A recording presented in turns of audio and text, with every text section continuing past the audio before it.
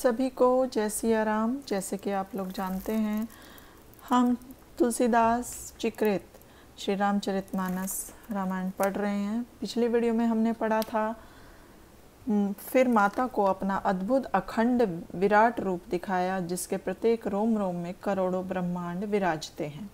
आज हम इस वीडियो में इसे आगे पढ़ेंगे। उसमें अनगिनत सूर्य, चंद्रमा, महादेव, ब्रह्मा, पर्वत, नदी, समुद्र, पृथ्वी, वन, काल, कर्म, गुण, दोष देखे, और वह देखा जो कभी किसी ने न सुना हो। प्रबल माया भी देखी कि जो भयभीत हो हाथ जोड़े खड़ी है। जीव देखा जिसे माया न चाहती है।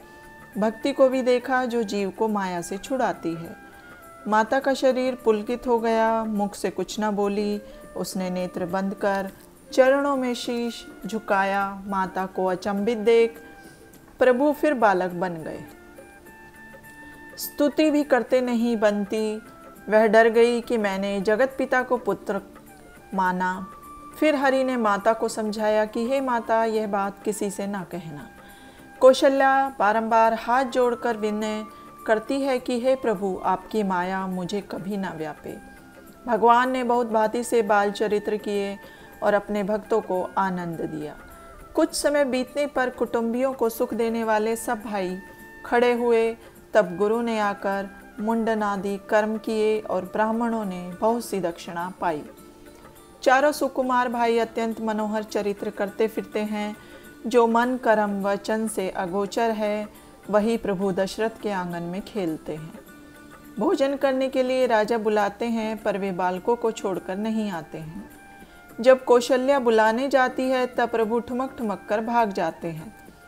जिसको वेद नीति नेति कहता है, जिसका शिवजी ने भी अंत नहीं पाया है, उसको माता दौड़कर पकड़ती है। शरीर में धूल भरे आए तो राजा ने हंसकर गोद में बिठा लिए। वे चंचल चित्त वाले भोजन करते ही मैं मौका पाकर मुख से दही भात लपटाए किलकिलकारती हुए इधर उधर भाग जाते हैं। प्रभु के सुहावने बाल चरित्रों को सरस्वती, शेष, महेश और वेद भी गाते हैं। एक दिन सलूका ने राजा के द्वारे बंदर नचाया। राम जी ने देखकर हट की कि मैं बंदर लूँगा। राजा मंगाकर देने लगे, पर राम जी नहीं ले और रुदन करे। तब वशिष्ठ जी हंसकर बोले कि राजन, अब मन लगाकर सुनो। राजा सुग्रीव के निकट एक कपि किशिकिंधा में रहता है। उनके निकट दूत भेजकर आप उसको यहाँ बुलाओ। यह सुनकर राजा ने बहुत योद्धा भेजे। वे सब सुग्रीव के पास आए। जो कुछ राजा ने कहा सो वर्णन किया। सुग्रीव ने सुनते ही महावीर को भेज दिया। प्रसन्न हो महल में आए। राम ने देखकर हृदय से लगा लिया। जहाँ जहाँ श्री राम जी खेले, तहाँ तहाँ कपि को अपने साथ रखे। एक दिन श्री राम जी ने पतंग उड़ाई, सो इंद्रलोक तक जा पहुँची। वहाँ इंद्र के पुत्र जयंत की स्त्री ने उस पतंग को देखकर मन में यह विचार किया कि जिसकी पतंग ऐसी है, वह पुरुष कैसा होगा। यह विचार कर हंसकर पतंग पकड़ ली।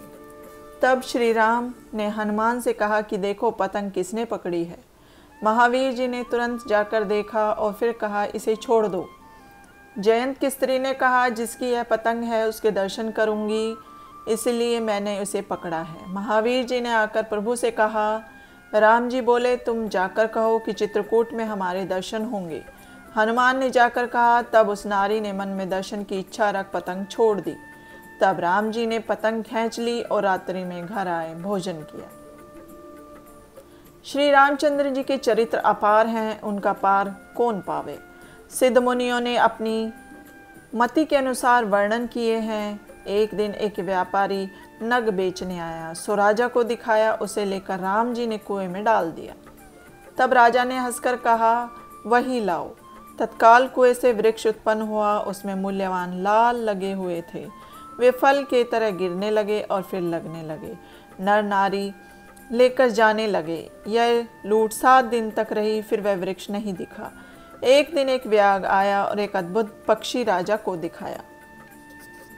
देखकर राम ने उसे उड़ा दिया। उसने कहा, मैं वही पक्षी लूँगा। यह सुन श्री राम ने पृथ्वी में उसका पंख गाड़ दिया। उसका वृक्ष बन गया तथा डालियों में फल आने लगे।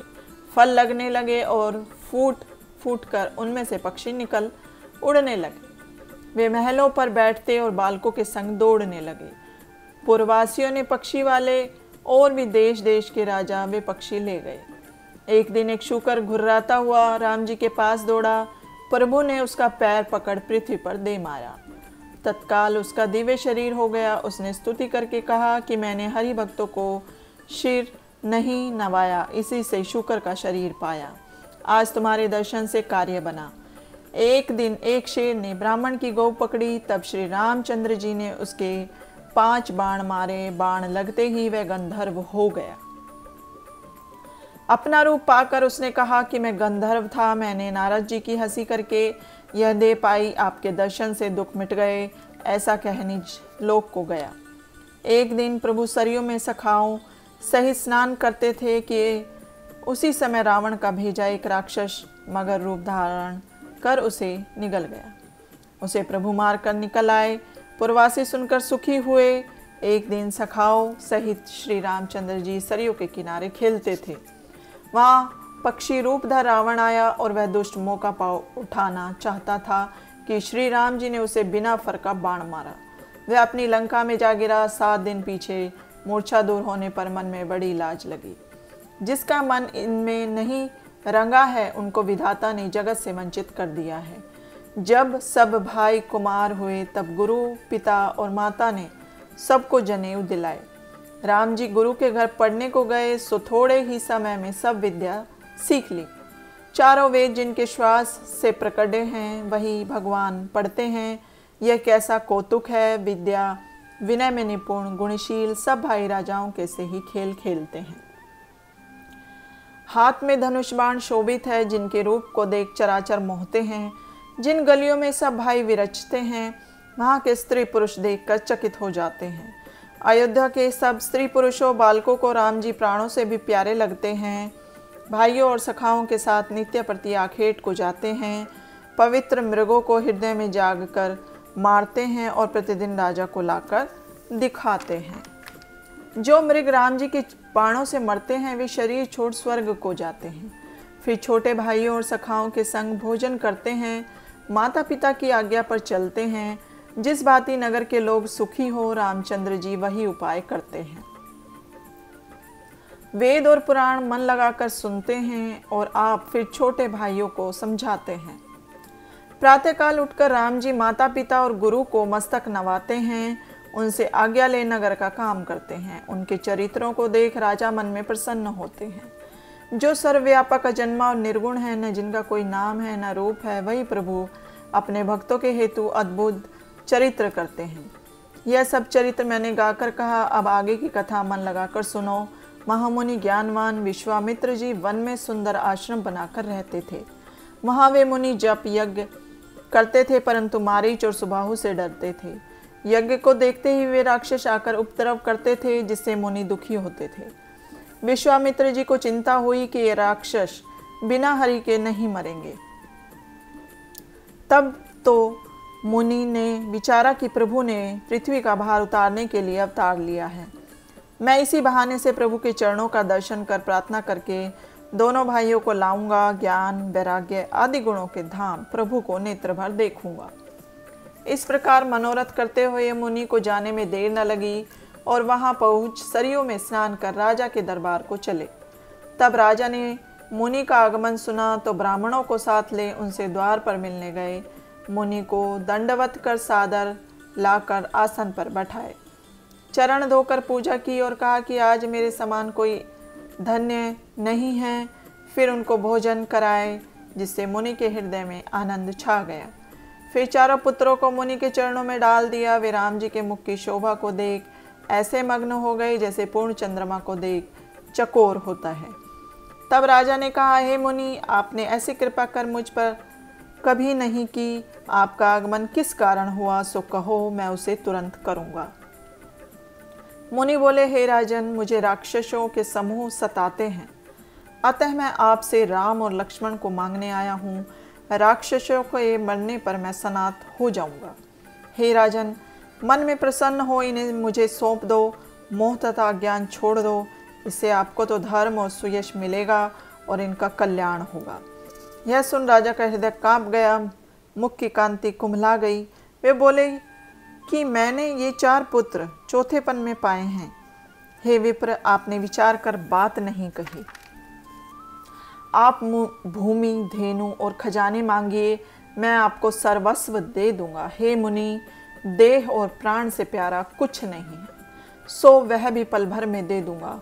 यह सभी पुत्र मुझे प्राणों से प्यारे हैं, परंतु राम को देते तो कैसे भी नहीं बनता। कहाँ तो कठोर राक्षस और कहाँ सुकुमार सुंदर बालक। राजा की प्रेम रस से सनी हुई वाणी को सुनकर मुनि के हृदय में आनंद हुआ। तब वशिष्ठ ने राजा को समझाया, जिससे उनका संदेह नष्ट हो गया। राजा ने दोनों पुत्रों को बुलाया और हृदय से लगा सीख दी और कहा, हे नाथ, ये दोनों पुत्र मेरे प्राणों से प्यारे हैं, अब आप ही इनके पिता हैं। बहुत से आशीर्वाद दे राजा ने पुत्रों को मुनि को सौंप दिया। फिर भगवान महल में जाकर माता के चरणों में मस्तक नवाकर चले। पुरुषों में सिंह के समान बलि, कृपा के समुद्र, धैर्यवान और संपूर्ण विश्व के कारण करण स्वरूप दोनों भाई मुनीश्वर का भय हरने को हर्ष पूर्वक चले। राम जी के लाल नेत्र, विशाल वक्ष स्थल और भुजा है, नीलकमल के समान श्याम शरीर है, कमर में पीतपट और तरकस बंधे हैं, हाथों में धनुष बाण हैं। श्याम और गौरवर्ण दोनों भाइयों को पाकर विश्वामित्र ने सोचा कि हे प्रभु, ब्रह्मण्य देव है, यह मैंने जान लिया।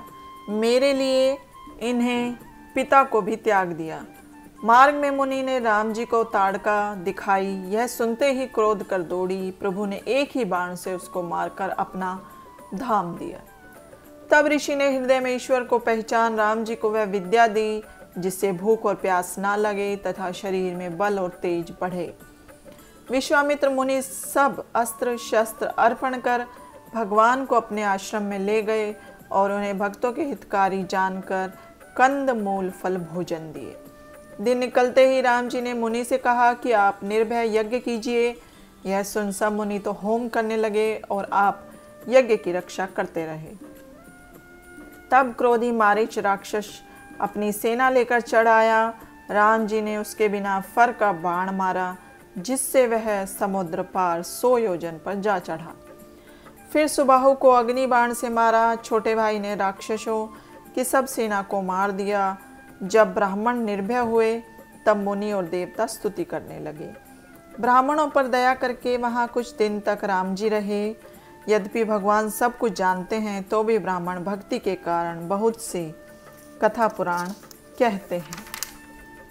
तब विश्वामित्र ने आदर सहित कहा, हे प्रभु, चलकर एक चरित्र और देखिए।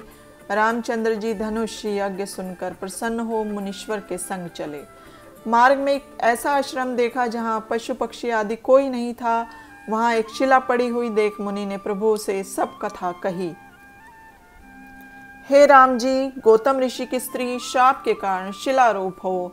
धीरज धर, आपके चरण कमल की रज चाहती है, सो इस पर कृपा कीजिए। श्री राम जी के पवित्र चरण छूते ही अहिल्या प्रकट हुई और राम जी के सम्मुख हाथ जोड़ खड़ी हो गई। प्रेम से अत्यंत विह्वल हो शरीर पुलकायमान हो गया। मुख से वचन नहीं निकले, नेत्रों से जल धारा बहने लगी। इस प्रकार वह बड़भागिनी प्रभु के चरणों में गिर पड़ी। उसने मन में धीरज धर प्रभु को पहचाना और उनकी कृपा से भक्ति पाई। तब अहिल्या ने अति निर्मल वाणी से स्तुति की, हे ज्ञानमय राम जी, आपकी जय हो। हे प्रभु, आप संसार को पवित्र करने वाले, रावण के बैरी भक्तों को सुख देने वाले, कमल नयन और संसार के भय भंजक हो। मैं आपकी शरण में हूँ। मेरे पति ने जो शाप दिया सो अच्छा किया। उनकी कृपा से मैंने भवभंजक प्रभु को नेत्र भर देखा, जिनके शरीर के दर्शन का लाभ शिव जी जानते हैं। हे प्रभु, मेरी यह विनती है, मैं सिवाय इसके और कुछ नहीं चाहती हूँ कि मेरा मन रूपी भ्रमर आपके चरण रूपी कमल के मकरंद का पान करता रहे। जिन चरण कमलों से प्रकट गंगा जी को शिव जी सिर पर धारण करते हैं, जिन चरणों को ब्रह्मा जी पूजते हैं, वे ही चरण भगवान ने मेरे सिर पर धरे। इस प्रकार अहिल्या बारंबार भगवान के चरणों को प्रणाम कर और मन वांछित वर पाकर आनंद मग्न हो पति के लोक को गई। तुलसीदास जी कहते हैं, हे मूर्ख मन, जो प्रभु ऐसे दीन बंधु और निष्कारण दयालु है, उनको तू सब कपट जंजाल छोड़कर भज। फिर राम और लक्ष्मण मुनि के संग चलकर वहां गए जहां संसार को पवित्र करने वाली गंगा जी थी। भगवान ने छोटे भाई सहित गंगा जी को प्रणाम किया। फिर राम जी ने विश्वामित्र जी से गंगा जी की उत्पत्ति पूछी। आज के लिए इतना ही। सभी को जय सिया राम।